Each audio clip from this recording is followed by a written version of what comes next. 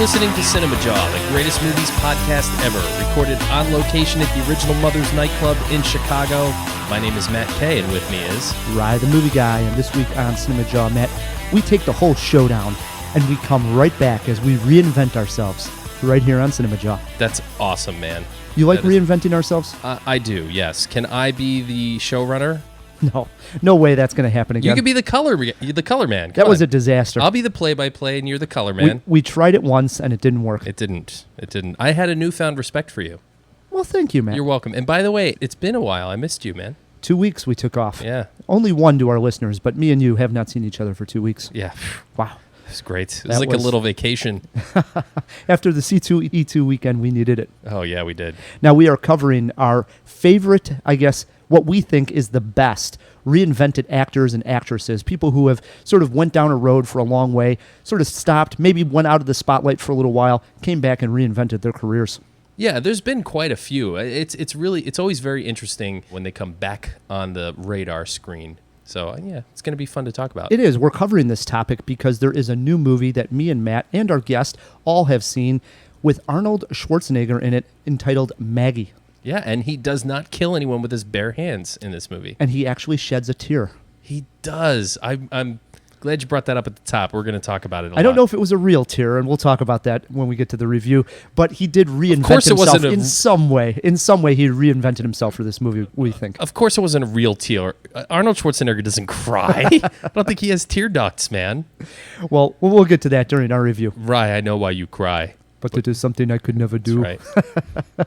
In addition to that, Matt, we also have a great guest joining us this week. Yeah, Steve Prokopy, better known perhaps as Capone from the Ain't It Cool News website. He's the Chicago editor, and he's going to be here dropping the science. Can't wait to talk to Steve. Sort of a hero of mine. Here's a blogger that came out of nowhere and was blogging about movies, and he got to the point where the studios cared about what this guy was saying, and he had a pseudonym, just Capone. No one even knew who he was. Well, in Chicago, what better pseudonym? I know. Can't wait to talk to Steve.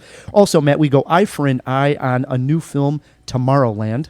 Cool. All right. Plus, in honor of Tomorrowland, you will be taking Steve on in George Clooney movie trivia. Oh, man. Plus, in addition to that, Steve actually got out and caught Mad Max Fury Road yesterday at a screening, so we're going to get his take on it, as well as your son and you put together a little 3-minute review. Since we missed the weekend after Avengers, yeah, you guys put together an Avengers review. We did, yes. Since you have boycotted it, are we going to touch on that at all? Yeah, we're going to hit that right after we get done with this opening. All right? All right. And then in addition to that, I wanted to mention, with Mad Max being out in theaters and a lot of practical effects being used here, it just makes me feel good that practical effects are really on the forefront of coming back and not so reliant on CGI. Well, over-reliance is good on anything, but CGI is an important part of filmmaking. Yeah, but it's not as exciting as the practical effect, Matt. Says who? I mean, I think CGI, when done right, again, it could be even more exciting than a practical effect. Oh, come on. More exciting than a practical effect? Absolutely. Hogwash. CinemaWAR. Oh, boy. Steve's going to have his hands full judging that one right there. So without further ado, Matt, we bring in our guest. He is editor of Ain't It Cool News here in Chicago. He goes by Capone, might also know him as Steve Prokopy. Welcome to CinemaJaw. Thank you for having me. What took you so long? Come on, guys. I know. Better late than never, Steve. That's true. So as we mentioned, Steve, you work at Ain't It Cool News. Uh-huh. And this was a website that sort of got started, what year? Early 90s? I think it was, no, not early 90s. Mid-90s. I think it was 97, maybe. Okay. Pretty early in the internet Very early. We were definitely the first, and I was not with it in the very beginning. I started in 98, late 98. Geez, that's still really early, man. Yeah. That's what is that, 17 years? Wow. Is that what, or will be in, I think, September? But it was just a site that a friend of mine turned me on to when it was about 6 months old, and I was just a reader. As pretty much, it was just Harry Knowles, and that was it, in his bedroom in Austin. He just had reader contributions. A lot of them were from L.A. People were seeing test screenings of things, and they would write them up, and the studios would get angry because they have a very tight They like to have a very tight leash on when reviews run, which is the day the movie comes out. Sure. And to put this into context, because we have a lot of younger listeners too of CinemaJaw, this is before Rotten Tomatoes everybody was saying everything, and especially before IMDb message boards, way before all that. This was the first site breaking it all. Yeah, okay. I mean, it really, I had nothing to do with its creation or anything, but I know we were the first. We were the first one to sort of, if we weren't the first one to talk about movies, we were certainly the first one to really. We had spies at all the studios, so we were breaking news. We were putting reviews up months before the movie, sometimes to the detriment of the film when it came out. Like, I think the first story I remember was the third Batman film. We killed it. Like, we had reviews up weeks before in the Batman and Robin. The one with Clooney? Yeah, and we kind of killed its opening weekend. Well, that movie may have killed itself. No, it would have eventually, but the first weekend probably would have been good. But the word had gotten out, starting with our site, and there were multiple reviews from a test screening, and they were so sure it was great and wonderful, and it was crap. Like, it really was. And the early buzz on that, and buzz wasn't even a thing then, but the word was it was garbage. And yeah, we had a substantial impact on the opening weekend of that movie and the ultimate failure of that film financially, which I'm not proud of. I'm not bragging about it, but it's kind of crazy what a young internet was capable of back. I don't think that could happen today. I don't think there's so many voices out there right now.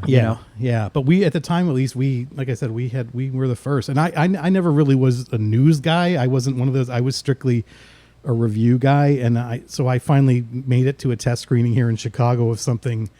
Like I said, in the back half of '98, and sent it in as a first-time contributor. And then Harry wrote back and said, "Hey, by the way, I understand the Chicago Film Festival's in October. Can you cover that for us?" And that's sort of how it started. That's really, then I did reviewed 30 movies from the Chicago Film Festival in October, and just kept going from there. And then shortly thereafter, or somewhere right around then, is when Gene Siskel died, and Roger Ebert brought Harry on a few times as a guest host. Sure. So that was the first time I met him, actually, was when he came here as a guest host, and we hung out and got some readers together and hung out. And by then I was sort of established. But yeah, that's sort of where it began. And at that time, you started going to more screenings in Chicago. So I like this part of it, where you were calling yourself Capone, but no one knew exactly where you were coming from or how these reviews were getting out, correct? That's how it was for a lot of us, like guys in LA, and well, actually, it was just guys in LA. Maybe there was a guy in New York for a while too. That we would just be one of these guys that who now are, they're kind of the dregs of the film preview world, but these guys that go to all the screenings. And I was a little more selective, and the stuff I didn't get to see for free, I would pay to see, but I would only send in reviews of the ones that I saw early. And I remember the way that the film, or the site was originally pitched to me by the guy who turned me on to the site, said, "Oh yeah, there's a site, this guy out of Austin, he just run reviews and they ruin all the ends of the movies," which kind of was true. That was a big, now I never did that, but some of the people would, that was like a thing for a while, was we would spoil the ends of the movies if it was like a big secret or a big twist or something. So I never subscribed to that, and we didn't do that for long, but that was a part of it. But yeah, I went for about half, well, maybe not anymore, but for the first 6 or 7 years, I was just a face in a crowd. And that was supposed to be, everyone who wrote for the site except for Harry wrote under a pseudonym. And eventually I wanted to do more and get invited to the screenings and get a chance to do these interviews that were coming through town. And so I finally asked a publicist sort of at one of these screenings, "Hey, so how do I do this?" And they're like, "Well, you can do it, but you have to wait to run your reviews now until the day." I'm like, I can do that. It's fine. Yeah. Was Harry upset with you from Not at all. News? No, not at all, because he was getting invited to all these things because his name was out there. But and some of the other guys who were writing for the site who lived in Austin were also getting invited to these amazing things. And I'm like, "Hey, wait a minute. I want to be a part of this." You want to get some of that. Yeah. And it hasn't. I think I'm contributing more and more and more. And so finally, at some point, Harry just said, and I wasn't getting paid. I was happy because I had a day job, and so I was fine. I wasn't working that hard. But then once I made that transition, I'm like, okay, he's like, "We're going to give you a title and we're going to give you money." And I eventually got rid of the day job, and the rest is algebra. How great is that? That's fantastic, man. You got in so early into that really helped, because I think today that story doesn't happen anymore. Sure. So you can't tell that story anymore. Now, eventually, then you became a credited film critic here in Chicago, part of the Chicago Critics Film. Yeah, I mean, Circle. the two main things to get into that are you get paid to do it, and you write X number of reviews in a given year. And I know Brian Tallarico was on here a while back talking about 300 movies a year. I see. Last year I saw 465 movies in the theaters. I'm not talking about old movies that I watched at home. I'm talking Repeat that one more time. 465. 465. Yeah. Matt, that's more than you've seen in the last 10 years. Well, geez, you definitely got Scott Lucas beat, man. and I'm not including things I just pull off the shelf and watch at home. I'm talking about like 95% of that is new movies that I'll watch in the theater or at home. And then a small percentage is, restored things, re-releases, things like that. So add to that whatever I watch, which isn't that much. I honestly wish I had more time to watch things off the shelf, but I don't even have a Netflix account because I wouldn't be able to use it. Like I had one where they used to mail out Netflix DVDs for a while, and I never used it. I didn't have time. I had too many screeners, or I had too many other things that I hadn't seen to really use that. I know exactly what you're talking about. I'm a DVD guy. I got quite the collection. I see probably about 100 new movies a year. Yeah. I feel I have no time to ever go back and watch a movie that I've been wanting to watch for a long time. Like it took or me. you feel like you're not being responsible because you're wasting your time on an old movie. It took me literally like 8 months to go back and rewatch The Grand Budapest Hotel, which was one of my favorites. Right. But I just had no time to rewatch it and enjoy it. Speaking of theaters, I want to ask you a question, Steve. What is the first movie that you remember seeing in the theater? I'm pretty sure it was a Disney cartoon that was re-released when I was a kid. So it was probably like Dumbo or Pinocchio or one of those. What's the one? Not one of the princess ones. I'm pretty sure it wasn't that, but I know it was like Dumbo or Pinocchio or Peter Pan or something. Let me rephrase it a little bit. Like, what's the one that you remember seeing in the theater where you actually remember what movie it was and that you were like, okay, all right, this movie thing is for me? Wow, that's a harder question, actually. Or was it in the theater? Was it maybe in a friend's basement? No. I didn't have. No, I was the guy with the. We were the one with the first VCR on the block. We were the first one with the movie camera in the block. So we were making goofy Star Trek episodes and stuff. No, I'm trying to remember. I mean, it can't have been Star Wars because I saw lots of movies before that, but. I don't know. I've never actually been asked this question before or contemplated it. Honestly, I do remember like going absolutely crazy watching. I remember Dumbo specifically. I couldn't swear it was the first one. Like I remember that Disney one because it was so traumatic in the beginning.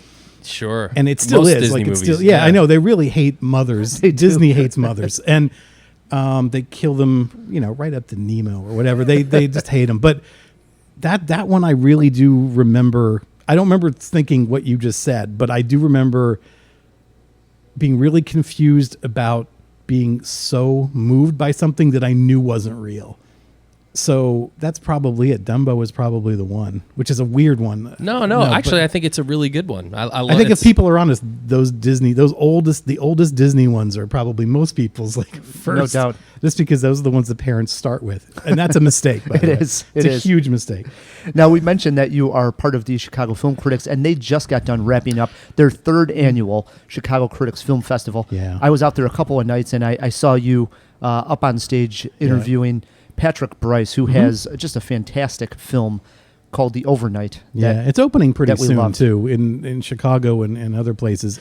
Yeah, no, it was a really tremendous week. I'm still catching up on sleep and collecting my nerves again. And I did most of the Q&As because I do a lot of Q&As during the year for other films, but so just being prepared for those and a lot of these filmmakers I'd met before, like Patrick I'd interviewed at South by Southwest about this film. I had a little history, but you weren't coming in completely cold. Not on all of them, but on a few. Yeah, but it was just a great week and nothing horrible went wrong. And I know I'm actually like, the more we keep doing these, the more nervous I get because I know just from knowing people that work on film festivals, something's going to go horribly wrong. You're waiting for the shoe to drop. We're waiting for like a guest not to show up who we know is in town, or just for not show or a print, like a technical problem where the movie can't screen.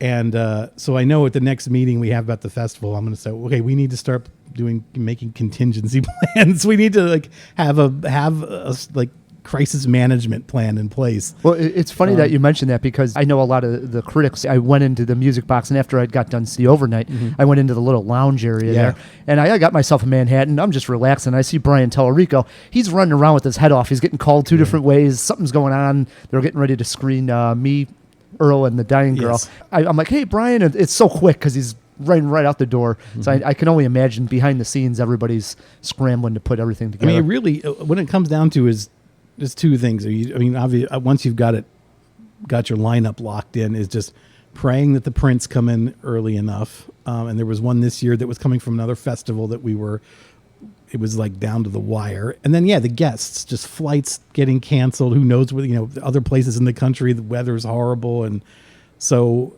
it's just, it feels like a crapshoot sometimes. And there's so many things that are out of your control.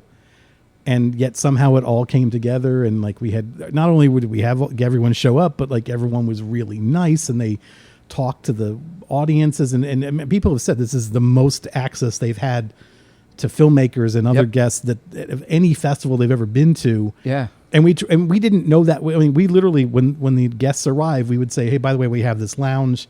Do you mind after the Q&A if just talking to people and they might want to take pictures or get you to sign something, and they're like, that's fine. I actually talked to Patrick Bryce for about 15-20 minutes in the lounge after the movie. The thing is, he is so tall. He's 8 feet tall. He is like literally close to 7 feet tall. I'm 5'5" on my best day, so talking to him was very difficult, So it was pretty. I wish I was there to see that. It was quite the scene. One last question on it. You mentioned how you do a lot of these Q&As. Was there, or which would be the guest that you were most nervous to do a Q&A with? There was one this year. I'm trying to think. There've been, there's certainly been interviews where I've been a little nervous, but I don't really, weirdly enough, I don't really get that nervous doing them. I mean, there's a couple where I might get nervous because the guest has a reputation of rambling, or like I did one with Bruce Dern a couple years ago during the Chicago Film Festival. Oh, man. And he does like 20-minute answers to your first question. But I'd interviewed him earlier that day, so I kind of knew how to cut him off in a polite way. The day after our film festival ended, I did one. Actually, this one made me pretty nervous. It's actually local Chicago sort of royalty that makes me the most nervous. And I'm not even from here, but like I'm a big fan of Chicago theater history, and I don't even go to theater that much, but I just love hearing the stories about old Steppenwolf days and the organic theater guys like the Mammoth people and all that. So and on last Friday, the 8th, at the Music Box, there was a screening of a movie called Welcome to Me with Kristen Wiig, and it was directed by a woman named Shira Piven, who is the daughter of Joyce Piven, sister of Jeremy Piven, and they're this big Piven acting school in Evanston where all the Cusacks came out of, and they're just like Chicago royalty. A lot of Chicago actors, if they're from here, went to acting school at the Piven, whatever it's called, the theater group, and Joyce Piven is in the movie, so she was also on stage, and Joan Cusack's in the movie, and she was on stage with the director. And Joyce Piven, who I've never met, I'd never even seen before I saw her in this movie, that made me nervous. Even Joan Cusack made me nervous, and I'd met her before, but we'd never done a Q&A before, and she had just done a Q&A on stage at our festival 2 days earlier, but not with me. So, and she was great. Like, she was a great guest, but that just something about. So you're nervous in a way that you just get the Q&A right. You know what I mean? It's for the audience. Oh, you always want to get it right, of course. But it's. If I think about it too much, I probably would get nervous a lot more often. Sure. But I just kind of. Harry Knowles gave me some advice a long time ago, which was treat them like an artist. Which sounds simple and sounds like, yeah, of course you would. But no, actually people try to treat them like friends or try to like you're part of the same and not don't put them on a pedestal, but even if it's a crap movie, treat it like you know exactly what they were going for and they got there. Sure.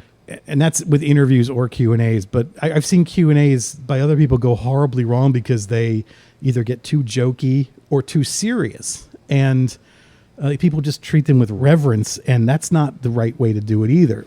But yeah, treat the film seriously, treat what they did with it seriously, but you don't have to treat the event like it's a serious event. It's a fun event. Right. And especially if the movie's funny, it makes it a lot easier, but a lot of times it's not. So, Sure. But anyway, that's some good advice. Yeah, though, no you know? doubt. No I mean, doubt. Yeah, there's been times when we've had guests and I get nervous for sure, you know? Yeah. Get That nervous Br- just that- being with Rye the movie guy. That Brian Tallarico will make you shake in your boots. I understand that. Sure. Now, for the Jawheads listening to this that want to find your reviews online, where's the best place to find you and follow you online? Just ain'titcool.com and just look for the reviews or interviews that are by Capone. And what about Twitter? At Capone, AICN. Perfect. Yeah. Yep. Do it, Jawheads. Capone, a.k.a. Steve, is going to be sitting in on this entire Jaw. He has his top 3 favorite actors who have reinvented themselves. Plus, he's going to give us a little review on Mad Max Fury Road. It's a jam-packed jaw. It is, Ryan, Matt. yeah. It You brings guys- us. You Go guys, ahead. I was going to say, you guys don't seem nervous enough to have me on. I just want to make that clear. You probably just get more nervous that the other guy's going to do something stupid. Isn't that what it is? Yeah. Oh, yeah. Are you kidding me? It's a weekly occurrence. Always, always. Matt, it brings us to a segment called Eye for an Eye, Interest or Ignore, and Eye for an Eye is sponsored by Nattercast. Tell Me More. The Nattercast is a television podcast covering premium TV dramas including Game of Thrones, True Detective, Mad Men, Better Call Saul, and more. Their podcasts feature lively, informative conversations with a great deal of humor. In addition to the podcast, Nattercast has a thriving Facebook community where listeners discuss a wide variety of TV shows as well as movies, games, and web series. Check out what they have to say and listen in at www.nattercast.com. And we thank them for their support. Eye for an Eye this week, Tomorrowland. Bound by a shared destiny, a teen bursting with scientific curiosity and a former boy genius inventor embark on a mission to unearth the secrets of a place somewhere in time and space that exists in their collective memory. The film stars George Clooney, Britt Robertson, and Hugh Laurie. It is written and directed by Brad Bird, who directed Mission Impossible Ghost Protocol and The Incredibles. Matt, interested or ignore on Tomorrowland? Interested. If anything, this is probably the most interesting movie of the summer. That's my 2 cents. We throw it over to Steve. Interest or ignore on Tomorrowland? Absolutely interested. Yeah. Anything, Brad. Brad Bird hasn't made a bad movie yet. He hasn't made that many, but... and I remember like a year ago when they first started teasing this, and they were treating it like there were a lot of secrets, and I kind of have, with this movie in particular, have tried to read and watch as little as possible because I love this idea. I don't get that opportunity very often, but I love that idea of walking into this as something of a mystery. I couldn't agree more. I Ditto. really don't even know what it's about other than I've seen one good preview for it, and Yeah. I don't want to look any further. I just want to just go into it and enjoy it. Brad Bird, I agree, has not done much wrong, if anything. I like Clooney. I like the whole concept. Interested. It's also rare to see a summer movie that's a completely original concept. We need more of it. I I agree. agree. I agree. 3 strong interesteds for Tomorrowland. And I think it's PG rated, which means that I think kids are I think it's sort of geared toward them, but not in a, Right. not talking down to them, Right, not dumbing yeah. it down for kids. So Sure. I'm definitely, moms and kids will go crazy. Awesome. Can't wait. Can't wait. Hopefully we'll have a review soon on CinemaJaw. Speaking of new movies, me, Matt, and Steve all got out and caught Maggie. Don't come looking for me. I'm safe. I'm fine. Mr. Vogel, I wouldn't normally release someone with this type of infection. Dad! I need you to follow the rules here. Quarantine is 8 weeks in. If all I said, Matt, was Arnold Schwarzenegger and zombies, you would instantly think action-packed, $100 million budget, and some corny one-liners such as, I know you're dead, but now you're really dead. However, Matt, that is not the case with Maggie, a small, quiet film made for less than $5 million. Starring as Maggie is Abigail Breslin. The film opens with her in a hospital after she has become infected with the virus that humans are having trouble controlling. Her father, played by Arnold, finally tracks her down and brings her home. The virus does not turn you into a zombie in a matter of minutes, as we have seen in other films and TV shows. This one takes days and maybe even a couple of weeks. 8 weeks. 8 weeks. 8 weeks. 8 weeks. Yeah. There we go. Now, the rest of the film is about how this family deals with their oldest daughter turning into a zombie, the sadness and the fear that comes along with that. The look of the film is fantastic, and the score by David Wingo set the perfect tone for the story. That said, I think first-time director Henry Hobson knew he had an original idea and took the safe road after that. This movie could have dug way deeper, explored much more. I was not impressed with Arnold's acting, other than he took a chance on a different kind of role for him. Even worse, though, Matt, I felt the ending was a big-time cheat. Ride the movie guy's grade, a mild 2 Jaws. Okay. Matthew? Yeah. First of all, I have to disagree with you in a huge way about Arnold's acting. If anything, that's really the best part of this entire thing. And frankly, I think that it's worth seeing this movie for Arnold's acting alone. We mentioned at the top he sheds a tear. We've never seen Arnold shed a tear before. Although I would have liked to see them sneak in an I'll be back somehow. Like, where are you going, Dad? Don't worry, I'll be back. Come on, it's just please, for the fans, sneak one of those in. I agree with you, though, about the ending. I really do think that was a cheat. Because, listen, we all know what happens when you become a flesh-eating zombie. You need to be dealt with. Let's just say that it wasn't dealt with in the way that I was expecting and kind of hoping for, and I didn't get that closure or that satisfaction. So, but overall, I really liked it. I mean, this is not a great movie. It's not up there with Dawn of the Dead, the remake of Dawn of the Dead, where some zombie movies can be great movies. This is just a really great zombie movie, and it felt student filmy in certain parts, but I really liked the tone, the way the cinematographer made everything kind of with that blue filter. It was nice. Very nice. And it was, like here at Mother's, and it was very, understated, with the performances. I thought Abigail Breslin was really good. Schwarzenegger's the standout performance by far. It's slow. It's kind of boring, but it's fun, good. If you're a fan of the genre, I think you will really enjoy this as an entry into the zombie movie genre. I gave it 2 stars. Yourself?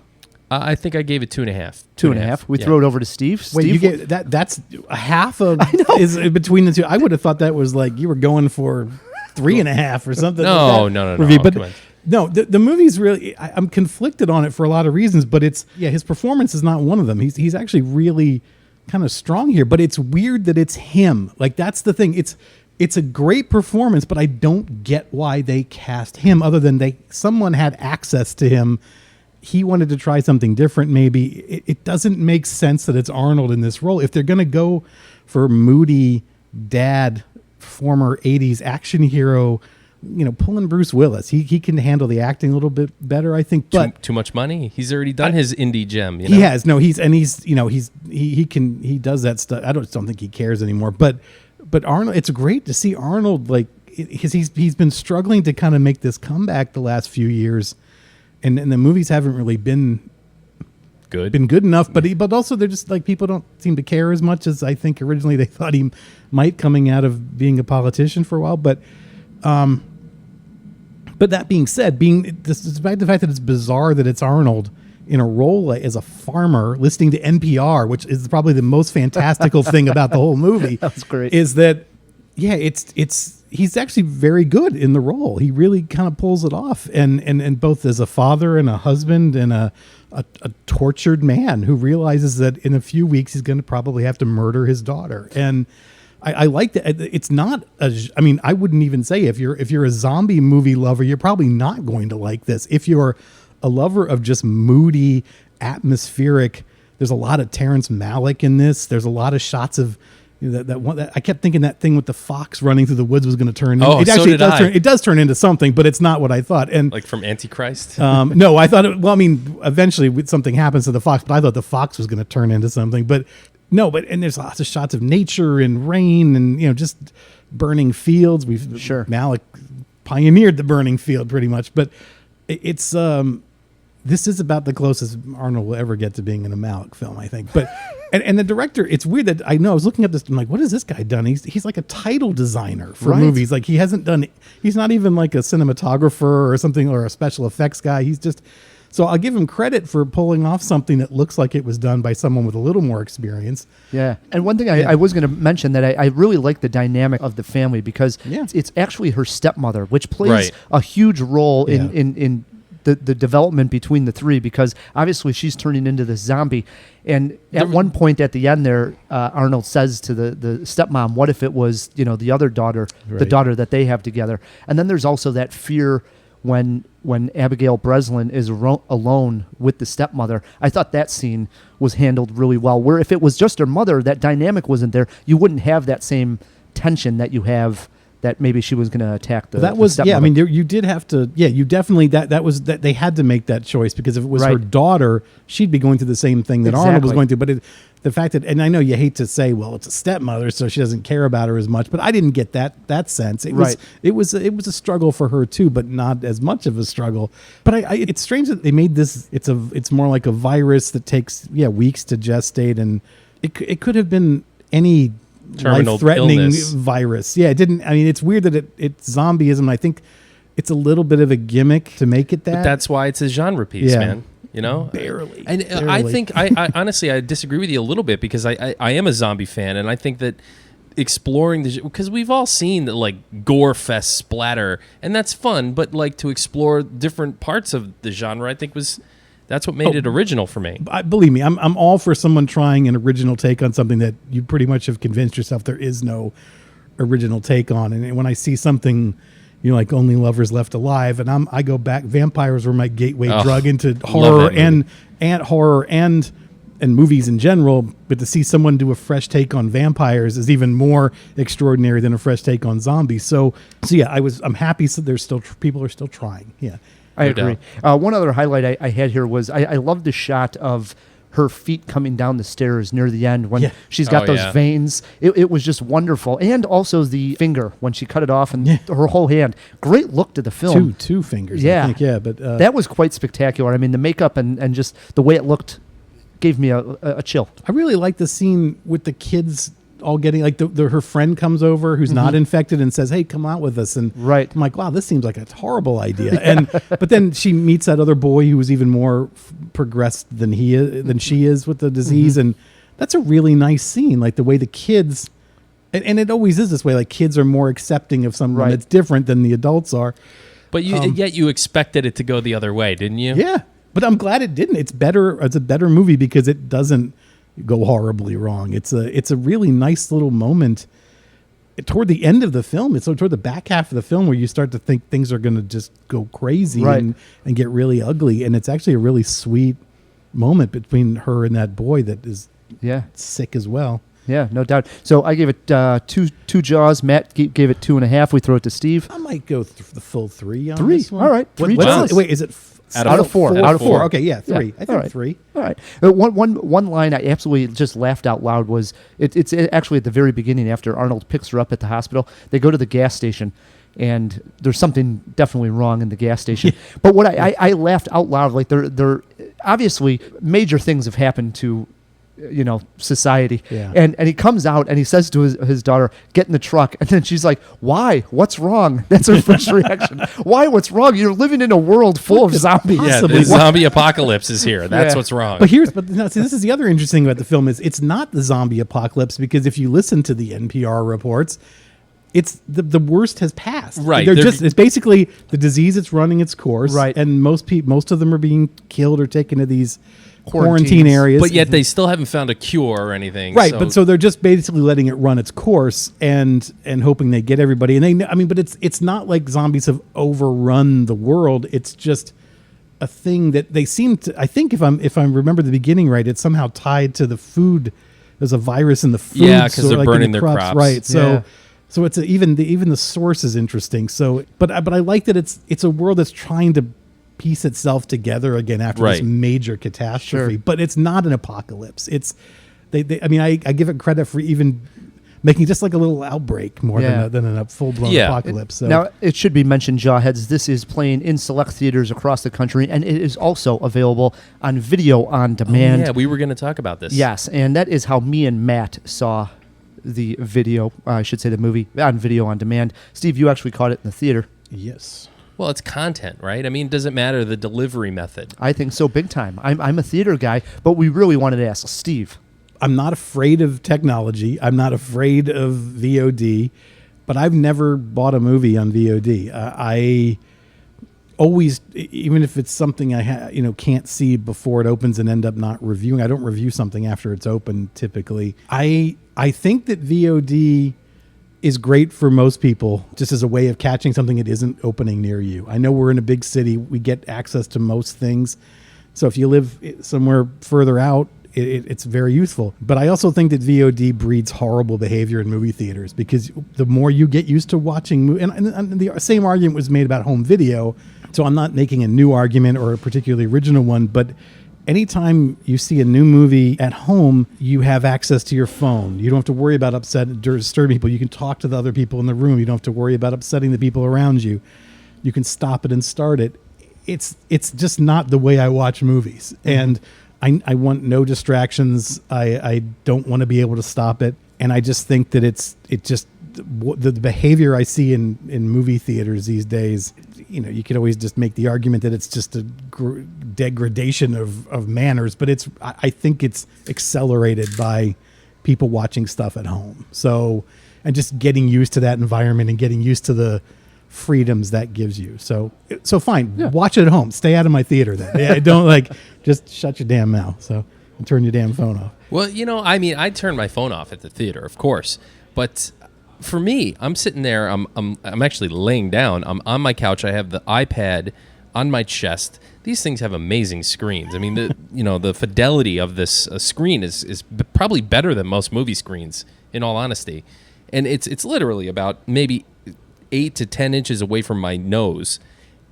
It takes up my entire periphery. I got headphones on, so I get the full surround sound experience.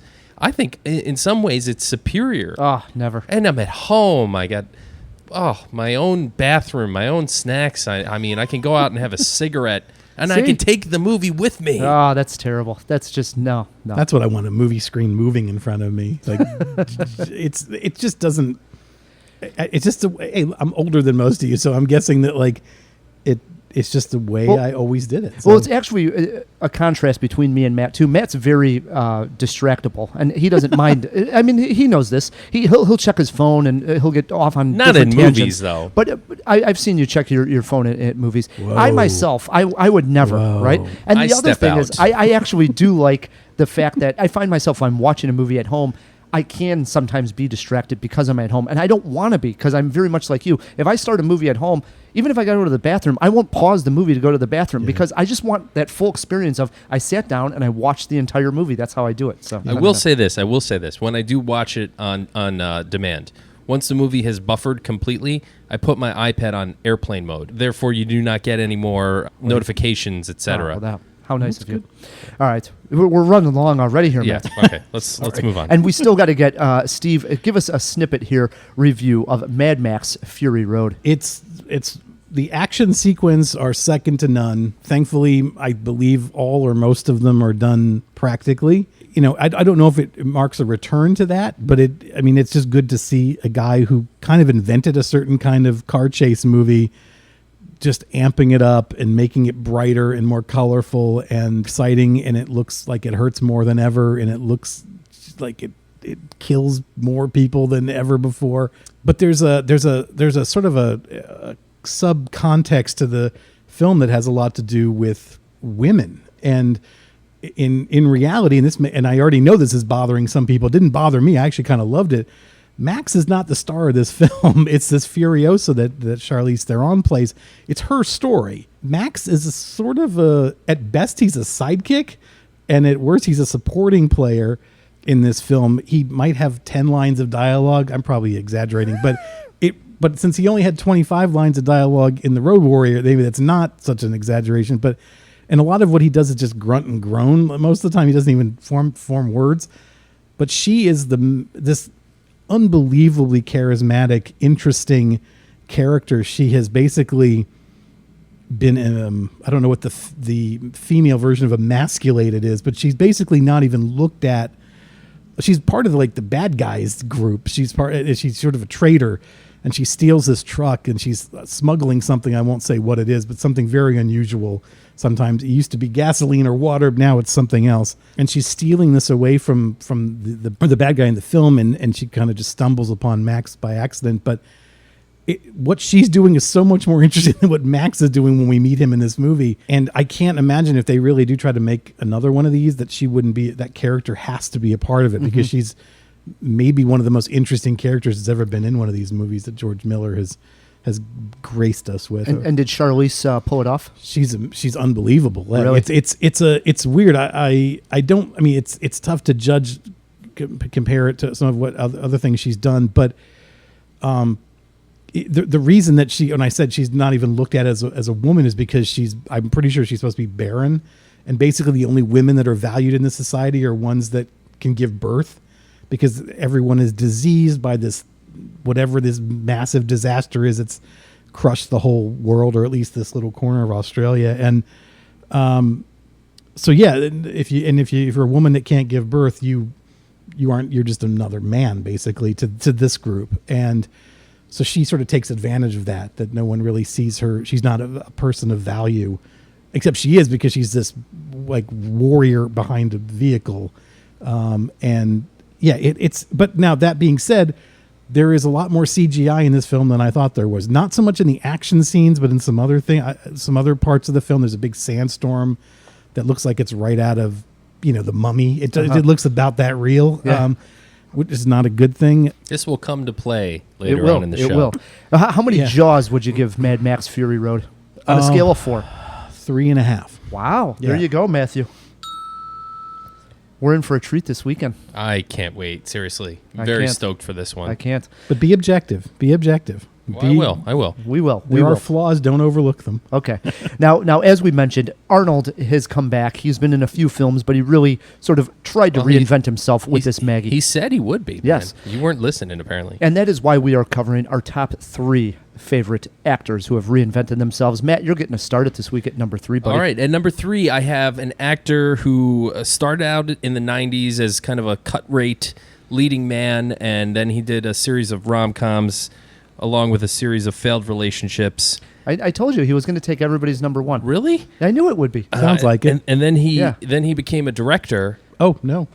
Not who I thought. One of the, I would say probably one of the best my number directors. 1, of course. Really? Yeah. Ben Affleck. No doubt. He's your number 1? Yeah. Really? I'll fill it in with an He's honorable mention. Not even on my list. All right. That's fine. I can't I thought believe you were going somewhere else. But I can't believe you. Give me a ring. I can't believe you'd put Ben Affleck on your list. You hate this guy.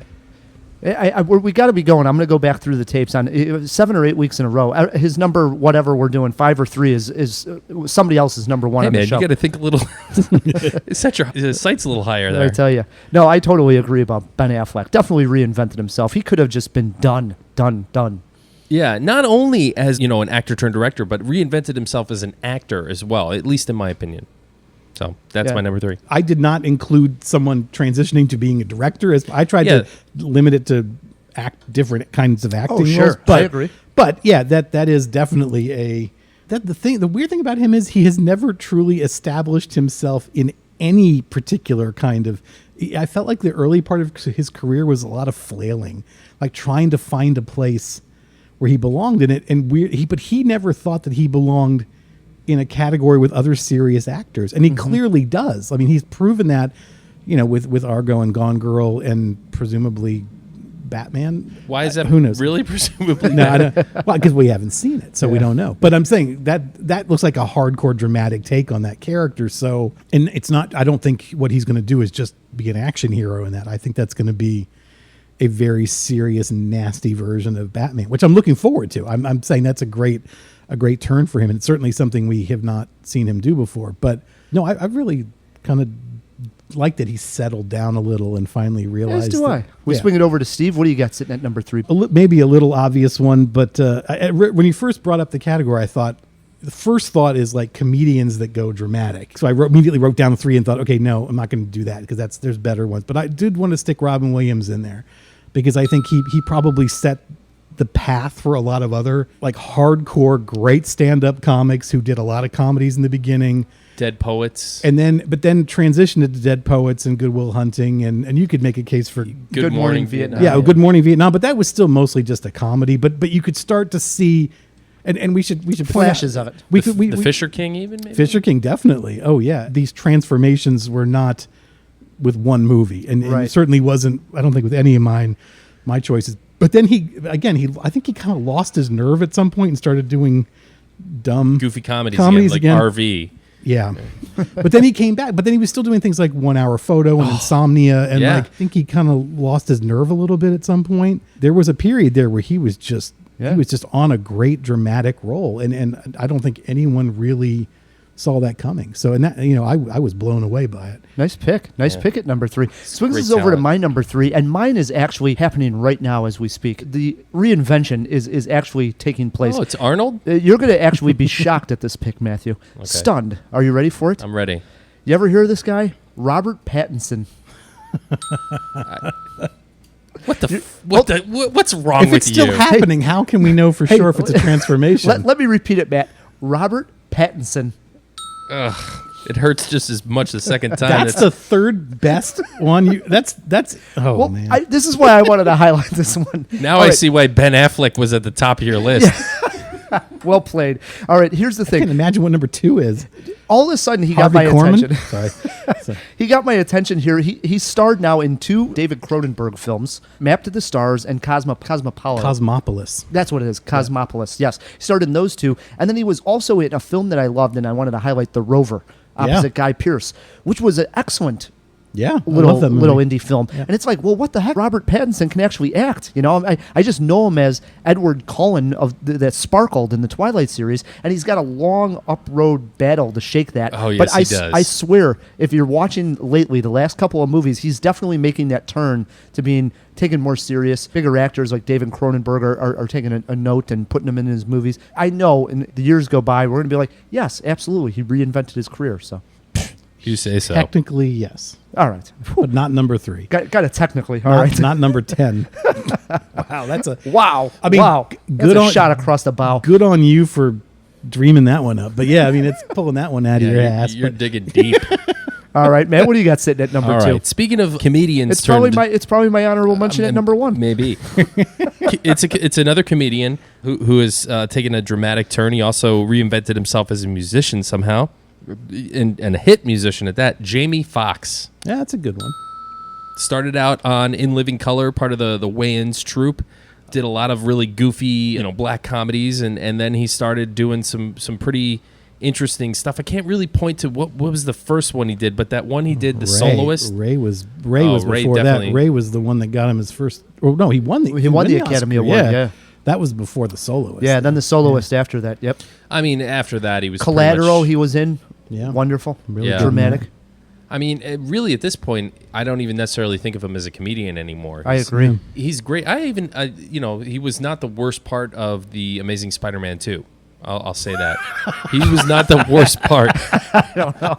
I mean, which is probably the best compliment that movie's going to get. I'll say this: the worst part of this episode is that you brought that movie up. Fair enough. But when you're talking Jamie Foxx, you have to probably mention that. So, All right. But I think he successfully reinvented himself. All right.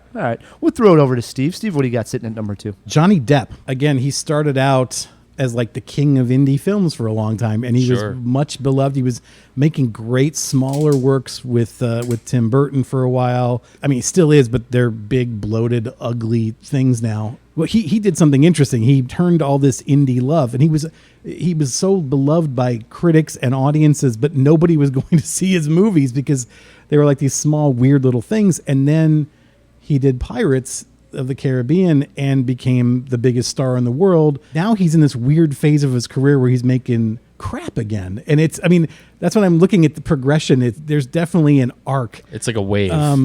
But it's a bell curve. Yeah, it's definitely. And we'll see what he does with this new movie that he's got coming out where he's Black playing Mass is Whitey. Yeah, Bulger. Yeah. Black Mass is the name of that movie. Comes out in September, and Whoa, is this a biker movie? No, it's about the mobster. No, it's a real mobster, real guy, Yeah. who and he looks just like him too in this movie. And I'm also thinking of like Lone Ranger and Mordecai and his horrible performance in literally like Tusk, which is a movie that I really liked until he shows up, and then I just wanted to smash the screen in. I mean, it was so bad. And he's playing that character in Kevin Smith's next movie too. So, but if you're Kevin Smith and you got Johnny Depp's number, you call him back. Johnny Depp's daughter and Kevin Smith's daughter are the actual stars of the new film, so that probably has something to do with it. But it's a weird trajectory that I really want to see him come back and start playing characters again and not caricatures of, Yes. Sure. But of course, they made another Alice in Wonderland movie too, and they're making the Pirates one now. So can't get away from it now. Christ, yeah. All right, swings us over to my number 2, and I step up the notch here from Johnny Depp, and I go. And Robert Pattinson, I hope. No, not by much. Doesn't get better than Pattinson. All right, this child actor started out a comedy on TV. So I think when he came as sort of a serious indie actor, no one gave him street cred for a little while. Now he's one of the bigger stars. I'm speaking of Joseph Gordon-Levitt. Sure. That guy's my hero. I love this guy. And when I saw Brick, and I saw Brick early before everybody was screaming and yelling about it, I was one of the early adapters. And I remember thinking, wait, who is this kid from? And then people had to explain it to me. He's the little kid from Third Rock from the Sun. Third Rock from the Sun, I'm like, wow, I can't even believe that he's made the transition to this little indie star. And then from indie star to sort of hit the blockbusters once he got into Christopher Nolan's Inception, Dark Knight Rises. Even that Premium Rush. Right? Well, I mean, it was an action vehicle. It was about a bike delivery, but what the heck? But he's really transitioned all that way. I can't believe it. That he started from Looper and Looper, another great and the one he directed, Don John. Yeah, he's the only reason I would disagree with that pick is because he's always been good. Like he's just the first like sort of adult thing he did was a thing called Mysterious Skin, and that's a really hard movie to watch sometimes. But he plays this like gay drifter, he's a drug addict or something. It's a really uncomfortable movie to watch. But the performance is unreal, and especially Third Rock, and he did Angels in the Outfield. Like he was a kid, and so that was kind of a jump. But yeah, he was always great as a dramatic actor when he was doing drama. So but I'm just always looking forward to what he's got coming up next. Yeah. All right. That was my number 2. We are into our number 1s, Matthew. Matt, what do you got sitting at number 1? At number 1, I would just say, all right. Matthew McConaughey. Talk about a reinvention here. Wow. I don't know how I missed this one. Literally, Matt, I missed this one. I don't know how I didn't see it. This guy was a throwaway piece of crap. You used to call him the shirtless wonder. What a string of crappy rom-com / action movies, any excuse to take his shirt off. And then he comes out with some of the best movies I've seen, not to mention the television he did with True Detective. You got Killer Joe. Mud. Dallas Buyers Club. Dallas Buyers I Club. put Bernie in there too. Bernie is amazing, yes. Oh, And he's I'd even fantastic put as the lawyer. Lincoln Lawyer is really the first one where he started on that trajectory. He's really good in that movie. The movie's okay, but he's excellent in that movie. I agree. Yeah, for sure. And I mean, of course, we all loved him in Dazed and Confused, but he sort of took a wrong step there for a long time. He sure did. And now he is back, and it's not just that he's back, he's reinvented himself. I mean, this is why he's my number 1, because I think he's the shining example of that. And there are others which I won't mention before everybody's lists are finished. And we're not even mentioning Interstellar, which people go back and forth on. It was on both our top 10 lists of last year. And I was so excited when I heard that he was going to be in a Christopher Nolan film that at one time, you went back 5 years ago. Honestly, I think he was underused. If I went back 5 years ago and you told me, well, Matthew McConaughey is going to be in a Christopher Nolan, I would have laughed. What? And here I was like so excited because Sure. he's at the top of his game right now. So great pick. I don't know why I wasn't thinking that way. I don't know. But he also Awesome. he's already made a movie with Gus Van Sant that's coming out later this year. If you look at what he's got coming out over the next couple of years, it's amazing. Like he's where he's probably always wanted to be, right, in terms of who he's working with and the kinds of stories he's telling. And you're forgetting he's my number 1 also. So, look at that. Wow. Now, but you're forgetting you're forgetting the Lincoln commercials. Yeah. Oh, those are classic. But but you're forgetting the reason I picked him is because he has gone up, then down, then up again. Because in his early, like after Dazed and Confused, he was a serious dramatic actor. He was doing A Time to Kill. He was doing Lone Star. He was doing Amistad. Like he did a bunch of really good movies there for a while, and then again, like I felt like he lost his nerve, and yeah, it started. The rom-com era is deadly for him, but it also gained him a lot of female fans. Like, and now now he's got a lot of male fans, but like he like, everybody digs him for the most part. But yeah, he started out strong. Like he did a great job of dramatic working. Like those are the Lone Star is an incredible performance. A John Sayles movie. So that was the reason I loved, because that guy's reinvented himself like 4 times or 3 times, I guess. And so that's impressive to come back after having that weird up and down thing. Yeah. But no, he's the best. It's like a V shape. Yeah. Like a W, but yeah. Swings us over to my number one, which was Ben Affleck. So it was ruined. So I am going to fill in one of my honorable mentions, and I'm going to throw out a guy that I love. He was in Gone Girl in a little bit more of a odd role, but he's been in Harold and Kumar. I'm speaking of NPH, Neil Patrick Harris. This from the guy who still hasn't seen Dr. Horrible. I have not seen Dr. Horrible. Wow. You have All right. no excuse. Wow. But, I mean, let's talk about it. I mean, this guy's obviously in Harold and Kumar really hit his stride there. It was hysterical. And then in Gone Girl, I just loved him as the creepy ex-boyfriend who takes in the... Yeah. So perfectly cast. I'd love to see him take on more roles such as in that matter. So you basically just need one movie to call it a reinvention. That's what you're telling me, right? Because he's basically been... And I love that persona, but like...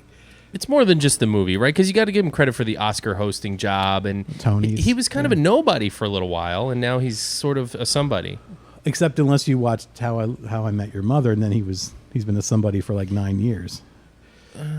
It counts. TV counts. We put Joseph Gordon-Levitt in the show. Like we were talking about him before. TV makes a difference. TV All right, counts. I'll throw in one honorable in there instead, since Steve is poo-pooing my pick. Let's go with 2 picks. Mickey Rourke. Mickey Rourke. Come on. If you mean reinvention by reinventing his face, then yes, that is, you have definitely... All right, I'm already out of my honorable, so I got nothing else. How about Jim Carrey? Jim Carrey? Jim Carrey's definitely was a runner-up. All right. He was on the first list. All right, I'll put Jim Carrey as my number one just to make Steve All happy. right. What about guys who have tried to reinvent themselves but failed? Okay. Guys or girls? That's a good one. Wait. Can we? Do you have any other honorable mentions? I sure I want do. to know this first. I have one that I can't believe nobody put up there was Tom Hanks.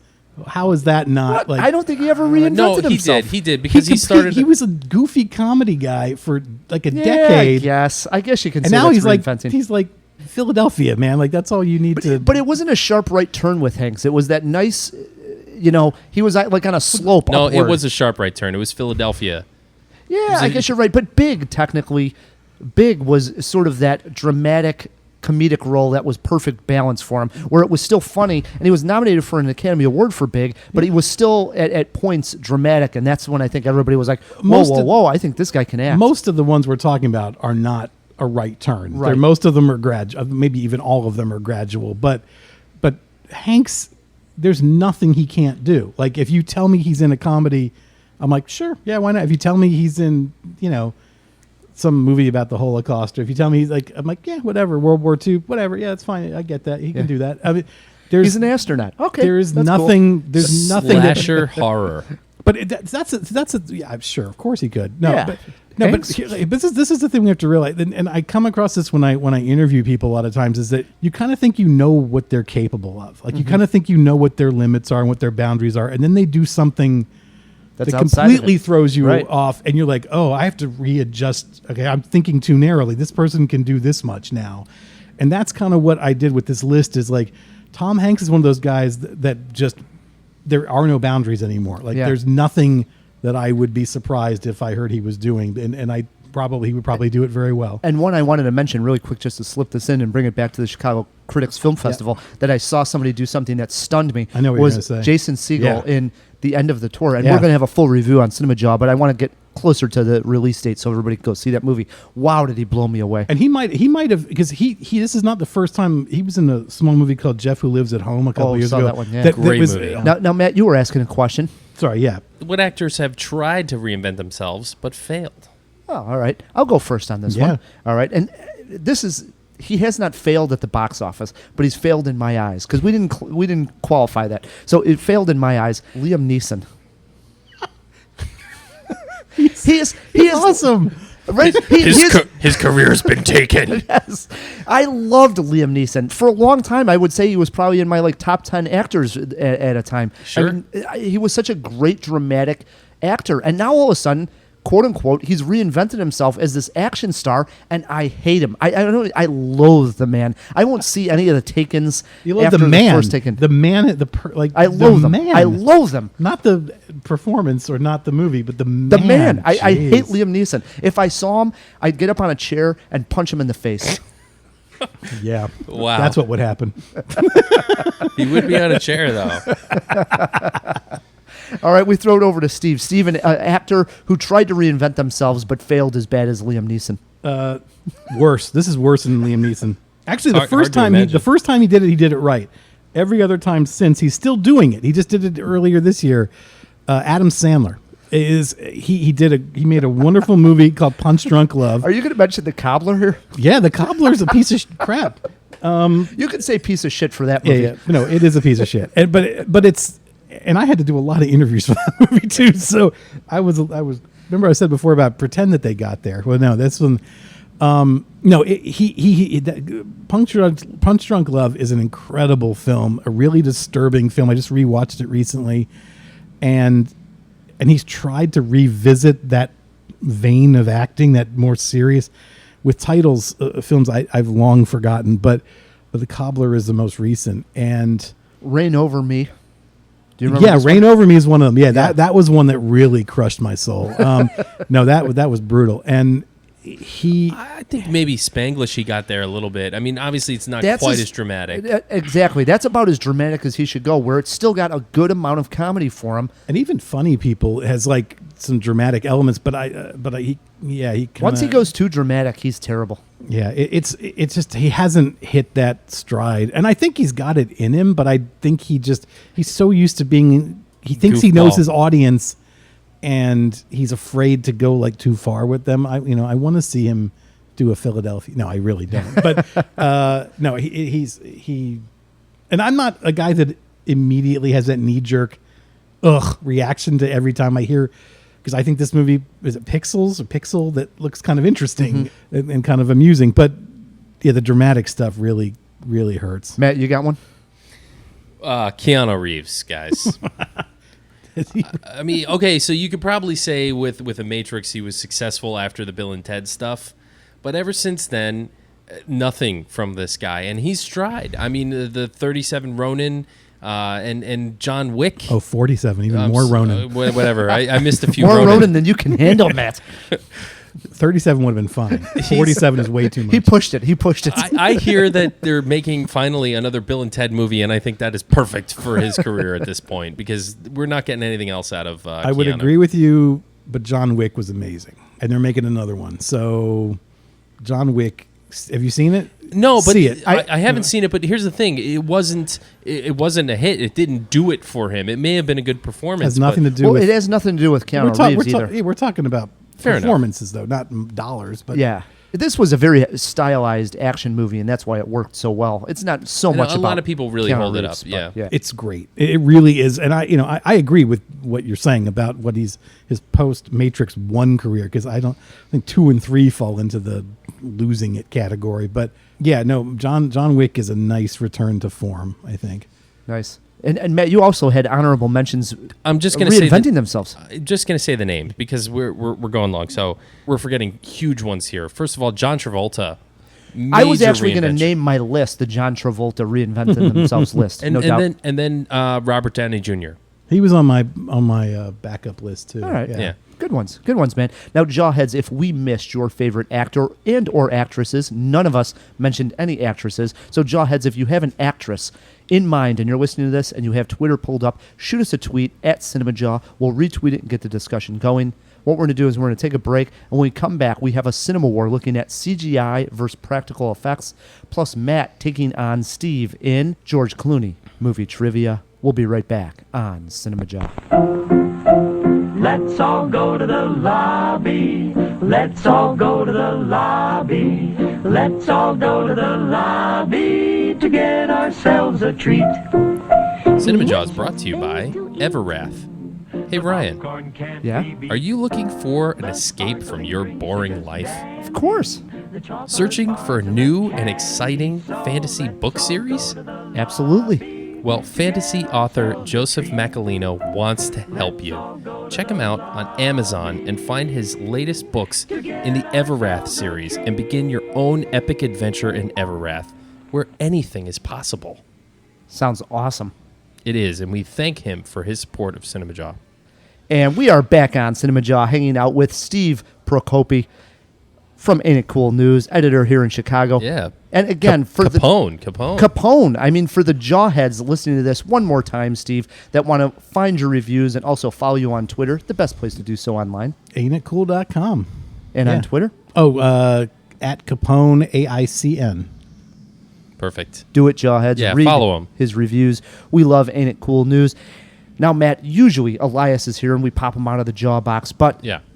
he is out. Yeah. Again, he got out. Unbelievable. This guy, I got to get a new lock for So, that thing. so in lieu of opening up the Jaw box, you and Parker, since I have banned seeing the Avengers in the theater, you and Parker, your son, got out and saw the Avengers. We did. And you recorded this wonderful review. This is Matt K. And Parker K. And we just saw the Avengers Age of Ultron. Parker said something pretty amazing to me on the way out of the movie. I said to him, the Hulk is the strongest one there is. I said the thing. It's the Hulk. Hulk's the strongest one there is. No, he's not. All right, that's for another time. I really liked the Avengers. What did you think of it? I liked it too. The theme of this movie is teamwork. Yeah. The Avengers are clearly at their best when they're working together as a team. The movie opens with action. The Avengers are playing off one another's powers. Yeah. There's some great action pieces throughout, especially the highlight, I think, of the movie is What does highlight mean? the best part. Oh, well, the best part is when Hulk and Iron Man are fighting. It's exactly what I was going to say.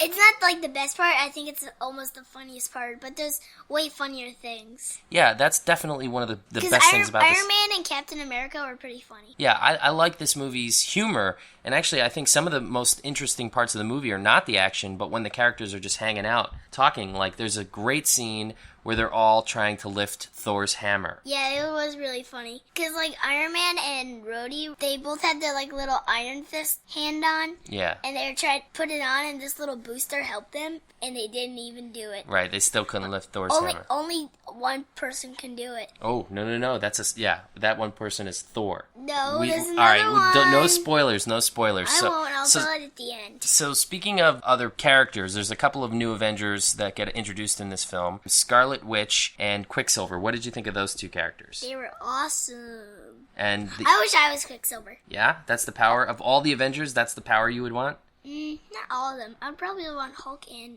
Quicksilver.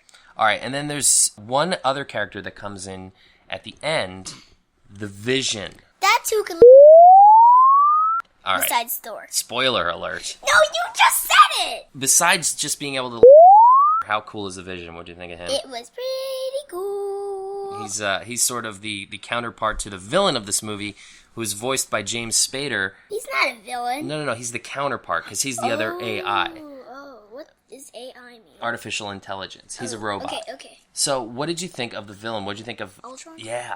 He was cool. I really liked his voice. He was kind of creepy, don't you think? Nah. No, he was funny though. Yeah, he was really funny. Funny in a demented way. He kind of played him like a bit like the Joker. I would not compare him to that. I would compare him probably to Iron Patriot almost. Because at the beginning of the movie, one of his henchmen, I thought it was actually Iron Patriot. Overall, I think this movie works really well. It's a lot of fun. The theme, like I said, is teamwork. Is it as good as the original Avengers? No, it is not. I never even watched the first Avengers. You have, you just don't remember. So Is it when Hulk throws Loki around? Yes. Okay, I only saw that part. All right, well, we'll watch the whole movie. Okay, good. Anyway, I like this movie a lot. Definitely a really fun summer movie, and Marvel keeps the hit machine rolling. Go see the Avengers. Out of 4 Jaws, Parker, how many would you give the Avengers? 4. A 4 out of 4? I would give it a 3.75. It's up there. It's a great movie. Check it out. Avengers Age What of does Ultron. 3.75 mean? That's 3 3/4. Why didn't you just say 3.5? That's way simpler for me to understand. Because it's more than 3.5. It's 3 3/4. Well, it's way easier. It's like having $3 and 3/4. You almost have 4. Well, it's easier to me just saying 3.5. All right, for Parker's sake, 3.5, but really my score is 3.75. Mine is 4. That's our review of The Avengers. Oh, man, Parker. Loved the movie, loved the vision. Yeah, well, it's hard not to love this movie, Ryan. You got to get off your high horse and go see it. Yeah, I should mention, I love that I'm banning the Avengers because me and Matt were having a beer after doing an event, and I told him that I was going to ban it, and it really got your panties in a bunch. Well, yeah, it does. It ticks me off. It's good that you know how to pick your battles, by the way, on the important things. Yes. On the biggest movie of the year. I stand ground. I am not going to see the Avengers. I may not see another Marvel movie going forward, Matt. That's still disputable. There's artistic value in these movies. Believe it or not, Ryan. Very little. No, that's not true. There's actually quite a bit of artistic value. These are great films that aren't just pandering to like summer blockbuster audiences. This one maybe not as good as the first Avengers movie, as we said, but I thought you're doing yourself a big disservice. Coming off last year in particular, I don't see how you can't see artistic value in the Marvel movies. I mean, last year might have been their best year of just like the quality of the films. Yeah, was Guardians. so good, and Winter Soldier. Yeah, it was. And you know Ant-Man's going to be awesome. I'm stoked. What a little movie that is. That was a pun. All right. It's not when it comes from you, though. Oh, sorry. Gotta love a Steve guy. Yes. All right. It brings us to a segment called CinemaWAR. And CinemaWAR works like this, Jawheads. This is where me and Matt bet on a topic each week, and our guest this week, Steve, gets to play judge, jury, and executioner and tell the Jawheads at home who he thinks won this CinemaWAR. It's important, Matt, because we are battling for 20 seconds to rant and rave on whatever we want. Matt, you love CGI. I love practical. Heck, TJ, tell the Jawheads at home what today's CinemaWAR topic is. Today's CinemaWAR topic is name your special effect. Which is better, CGI or practical effects? Rye, you'll be fighting for practical effects. Matt, you'll be fighting for CGI. Let the CinemaWAR begin. Matt, is this a fake CinemaWAR? I guess you could say your side of it is. CGI has succeeded in bringing larger scale action sequences to the screen. Sure, I love it. But they have never come close to replacing the adrenaline the viewer gets when they see practical effects combined with a dangerous stunt. Right, you have admitted on this show that your favorite lightsaber battle is from The Phantom Menace. And I agree. Really, this whole argument kind of boils down to Star Wars. And while I think Lucas botched it and used CGI as a crutch for lazy filmmaking, when used properly, it can propel a scene to places that only the imagination and not practical effects could take it. I think CGI has come to its zenith for now. The public has spoken. Not only did Mad Max Fury Road use tons of actual effects and stunts, but J.J. Abrams, the man himself, at the latest Star Wars celebration said that their goal was to go back to using as many real sets, props, and effects as possible.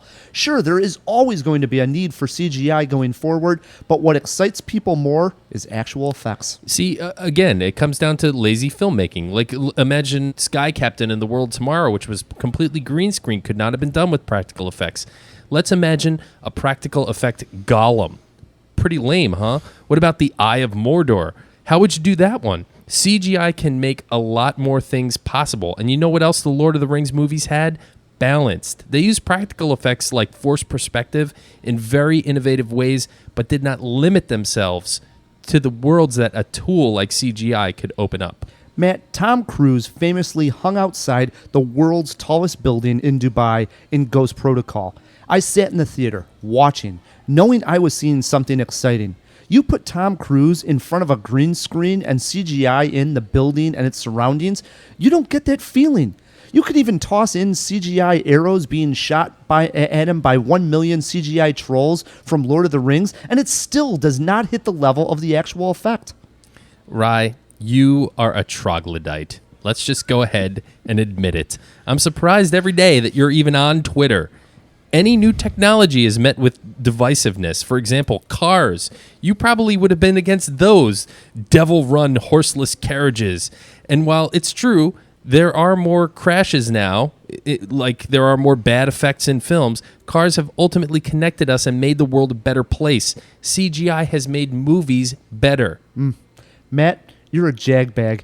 Let's admit it. There is no denying the importance of CGI, but there is something magical knowing that a director might only have one take to get a big action sequence right, that everything from the actors, crew, explosives are all in sync and we are treated to something special. That, my friend, is much more exciting than thinking about 800 guys sitting around a computer trying to manufacture that same scene. CGI is not a villain. Bad filmmakers are the villain. Some of them try to use this new paintbrush to brilliant effect. Some of them do, like they did in Scott Pilgrim vs. the World or The Matrix or Interstellar. CGI is just another bit of the toolkit. It must be used sparingly and properly. But when it is, it can achieve things that no practical effect can. Wow. Buttonheads, as always, on CinemaWAR and on CinemaJaw.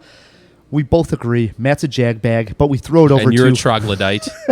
But we throw it over to Steve, our judge, our jury. He was taking notes. There's a pad and paper for the first time ever on CinemaJaw. You said something, that Matt, that may have swayed me against you, which was when you said CGI is not the villain. What was it? Bad filmmaker? Or was it? What was this? Bad filmmaking is the villain. Yeah, that's like saying guns aren't the problem, people are the problem. I mean, it's. But that's true. But it's. Yeah. Okay. Except it's not. But I will admit, CGI is best in fantasy things, in science fiction. Practical. You can tell the difference in a car chase. You can tell the difference in a fight scene. You can tell the difference in horror makeup. You know, whether it's makeup or something just put over the face. When I was actually on the Ant-Man set, and I saw Paul Rudd in a practical suit. And I saw Corey Stoll's Yellow Jacket in a motion capture suit. His suit doesn't actually exist. And we see it in the new trailer, but there was no suit. We saw drawings of it, but no actual. There's a huge difference. When you feel like you can touch it, when you feel like it could happen to you, it turns something in you. It makes you connect with it. And I think more often than not, CGI, at the very most, it looks really good, but at its worst, it distances you from the film. It calls attention to the fact that you're watching a movie, that it's not real. And all I ever want to do when I see a movie, even if it's some crazy fantasy thing, is feel like it's real. And Peter Jackson does it better than pretty much anyone. Gollum should never have been practical. You're absolutely right. And as much as I don't want to say, it's true. Like, it sort of depends on the genre for the most part, but I know, like, watching those old Evil Dead movies, that's all practical, and that blew me away. Or the first Indiana Jones movie, can you imagine face melting done with CGI? How boring would that have been? So, or a fake ball rolling behind him. Yeah, well, that especially. But yeah, it's you look at the first Indiana Jones movie. Look at Crystal Skull with all the ants and the nonsense of vine swinging. Like, the reason that movie, well, one of the reasons that movie is terrible is because it's all CGI. It's a joke. And so I guess got to pick a winner here, though. No. It's not. No, it's not foregone, because I happen to, like, I champion a lot of films that use a lot of CGI, but I'm also endlessly distracted by the ones that use it poorly. And you're right, it's about lazy filmmaking. If something can be done with CGI and they're just trying to save money or save time, and they revert to CG instead of practical when they should have gone practical. Can I point one thing out before you make your final? Oh, no, we've we've rested our cases. Hey, this is, come on. I will allow it. All right. I'm the judge. I just rewatched because I'm excited for the Marvel news that Spidey is going to be in the MCU. So I rewatched the original Spider-Man. Okay, right after he saves a kid and hands him to the mother. He jumps up in a way, and it's a practical effect that Sam Raimi did in this first Spider-Man, and it looks stupid as hell. I mean, it's literally him flying away on a harness with holding a string, and it looks retarded. It doesn't look as good as what they did in the second Spider-Man film, where it was mostly CGI Spidey. You don't see him actually jumping around. But mostly CGI Spidey looks like a cartoon. I mean, and that's Spidey too. Yeah, I mean, it's a great movie, but it you might as well just animated it. I think a lot of it. I just dug myself deeper. Keep making more points, Matt. I love when it looks like live action cartoon, but that's what it looks like. But that practical effect. Hey, hold on. We need a winner here. We need a winner. All right. Okay, I will give it to you. I will give it to practical effects. Thank you, Matt. It's something tactile about it. It just feels like the world. I like living in a world where all these crazy things happen. Sure. Yeah. That earns me 20 seconds to rant and rave. And today, instead of ranting, I will be raving about a movie that I rented. I missed it in the theater, and I want to let the Jawheads know that it is out on DVD, and you should rent it. It is Chris Rock's Top 5. Finally caught up with it and had a laugh. It's so refreshing to see a comedy that's not going for the R-rated raunchy comedy that seems everything was going that way. Sort of a hip take on a Woody Allen film, I think, is the best way to look at it. And it's Chris Rock doing it, so it's, they're walking around the streets of New York talking and everything. The dialogue back and forth between him and it's Rosario Dawson, yes, is fantastic. And there was one scene in particular that's worth the price of admission, and that's Chris Rock, Jerry Seinfeld, Adam Sandler, and Whoopi Goldberg sitting in a strip club having a conversation, and worth the price of admission. Check it out, Jawheads. Top 5 by Chris Rock. Awesome. No Good use of your CGI, time. by the way. No CGI. No practical effects either, though. Do you agree also, Steve? Great It's movie? fun. No, it's Yeah. smart. Yeah, Smart, it is. funny movie, yeah. It is. Matt, it brings us to the last segment of the show, movie trivia, everyone's favorite. And because Tomorrowland is opening up in theaters next week, we are playing George Clooney movie trivia. It works Clooney. like this. Steve, you're our guest. You get to choose if you want to go first or let Matt go first. There are steals, and if you get hung up on a question, you get one trip. Rescue me, TJ. He'll help you out. He's got clues to all the questions. Matt, you go first. Okay. Question number 1 in Clooney movie trivia. Tether me, TJ? No? Boo. They start off easy, so you know, Steve. Okay. Lobs Should've at gone first to first. get everybody going. First 2 questions are always easy. Question number 1. Matt, in 1996, From Dusk Till Dawn, who played George Clooney's brother in the movie? Quentin Tarantino. Question number 2, over to The Steve. Gecko Brothers. Steve, in 2008, Clooney made a football movie with John Krasinski. Name it.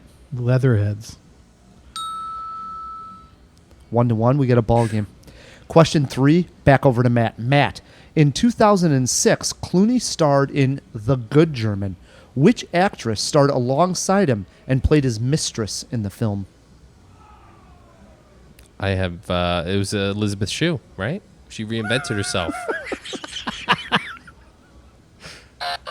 No? Wow. It was Wow. Adventures in Babysitting too. We throw it over to Steve with a chance for a steal. Do you know who that was? I believe it was Angelina Jolie. No. Oh. Wow. Was she not in that? We were looking for Kate Blanchett. Oh, Kate right, Blanchett in The Good right, German. right. Still 1-1. Question 4 now, over to Steve. Steve, name the film that starred Clooney, Drew Barrymore, Julia Roberts, and Sam Rockwell. I have a signed poster of Confessions of a Dangerous Mind on my wall, signed by Chuck Barris. Nice. Yeah. That's a nice one to have. That's an easy, yeah. 2-1. 2-1, Steve. We throw it over to Matt. Question 5. In the year 2000, Clooney starred alongside Mark Wahlberg. Which year? In the year 2000. Okay, good. Clooney starred alongside Mark Wahlberg and John C. Reilly in this film. Clooney, Wahlberg, and John C. Reilly. I mean, John C. Reilly and Wahlberg are just thinking Boogie Nights. All right, Boogie Nights. Can't be right. Got a chance for a Oh, steal here, crap. Steve. Got a chance for a steal. It is 2-1. Steve's in the lead. I think I know it. Don't remember. I don't know. It's Three Kings? Incorrect. Oh. We were looking for The Perfect Storm. Oh, man. Wow. Did everybody forget about The Perfect Storm? I guess so. Yeah. Wow. I love that movie. Yeah. I can't believe I forgot It is still 2-1. Steve, question 6 is now over to him. In 2003, Clooney starred alongside Catherine Zeta-Jones and Billy Bob Thornton, in which Clooney plays a divorce lawyer. Name the film. Tough questions today. No, I this one I remember. You I do just it- don't remember the title. You do have a Tug Me TJ. Oh, I guess let me use that. Whoa. I don't know if Tug Me TJ is No. the right one. Rescue Me TJ. Yeah, much better. I should. Yeah. What is it? Rescue Me? Yeah, No, yeah, it's yeah. only a clue. It's only a clue. Yeah, yeah, and I get it. And your clue is? 2-word title. Unable to endure suffering. No, I don't remember. Shit. It's right there. Matt, there was a rescue used. You got a chance Yeah. for a steal here and tie the game up. Still 2-1. One more time with the question. It is George Clooney, starred alongside Catherine Zeta-Jones, Billy Bob Thornton, in which Clooney played a divorce lawyer. And the clue was unable to endure suffering. Yeah. 2-word title. 2-word title. Any guess? Pain. Nothing. It's a legal term. Intolerable cruelty. Yes, that's There it. you go. I knew it. There you go. It's a Still bad 2-1. clue, TJ. Hey, blame it on TJ. Jesus. It is still 2-1, That's a Matt. good clue. And question 7 now is over to you. This is closer than I thought. Okay. Matt, in Michael Clayton, Clooney plays a fixer brought in to remedy a situation after a lawyer has a breakdown. Who plays Arthur, the lawyer who has the mental breakdown? Tug Me TJ. I think I know this one. Wow. Question 7, Tug Me TJ. You better hope Elias is never out again. That's hard. TJ, Matt's looking for a tug. Who was the actor that was in Michael Clayton alongside George A little Clooney? hard. Your clue is, your tug is, British. Also in Selma, The Dead, and Eternal Sunshine of the Spotless Mind. I know it. As soon as he said British, Matt has no clue. Colin Firth. Steve? Tom Wilkinson.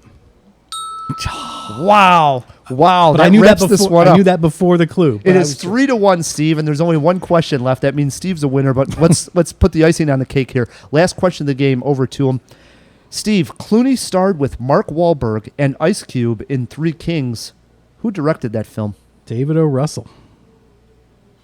Nobody gets a director's question. 4-1. 4-1, Steven. Wow. Can I get a handshake Yeah, here well between the done. combatants? Of course.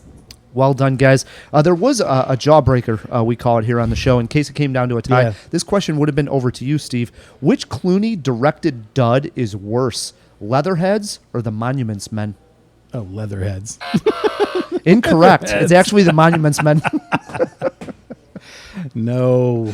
The real jawbreaker was this: age of Billy Bob Thornton. Closest wow. to Matt. You got a guess? 53. TJ lock him in at 53. Steve, you got a guess? I'm going to go older. I'm going to say 55. We'd give that to Steve. He's 59. 59 for Jeez. Billy Bob. Wow. Sling Blade was a long time ago. Yeah, he Sure was. was. Old then. Yeah. Yeah. Oh. Boy, oh boy. It was a lot of fun, as it always is, man. Always. Good times. Brings us to the end of a great jaw. And first and foremost, we got to thank our guest. Steve, thanks for finally coming on CinemaJaw. Thank you for having me anytime. You'll come back sometime? Of course. Of course.